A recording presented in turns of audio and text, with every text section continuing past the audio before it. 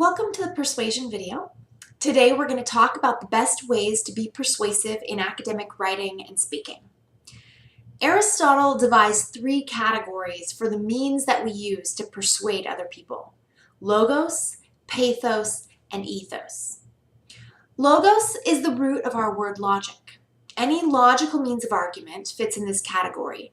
Reasons and evidence, explanation of cause and effect, or comparisons and contrasts with similar situations, statistics, graphs, charts, and so on.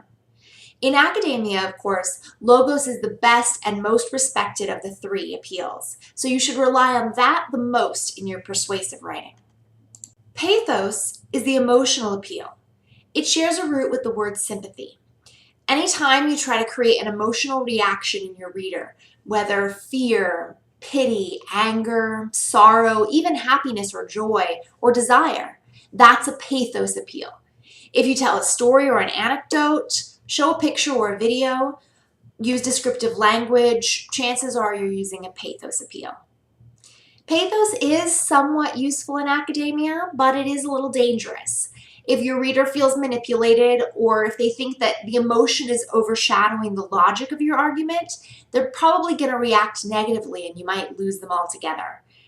Emotional appeals can be useful, however, to overcome apathy or to create a personal connection with your reader before you make that logical appeal.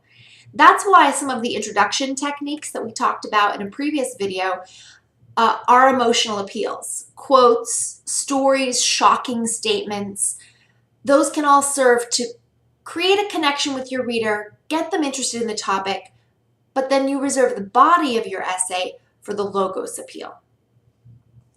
Now, ethos is the most tricky to pin down. Basically, the ethos appeal is your credibility with the reader. Do they trust you or not? Now you might ask, how do I make my reader trust me when they've never met me? Well, obviously some things can help, like being a well-known researcher or a well-respected writer.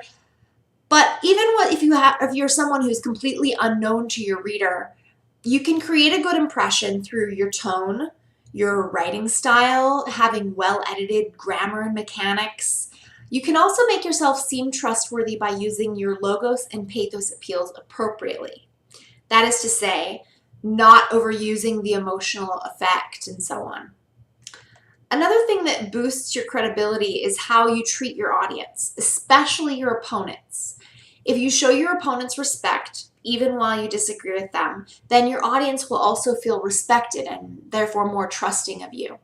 We talked in the beginning of the class about the importance of considering who your audience is, what they believe, and so on before you begin writing.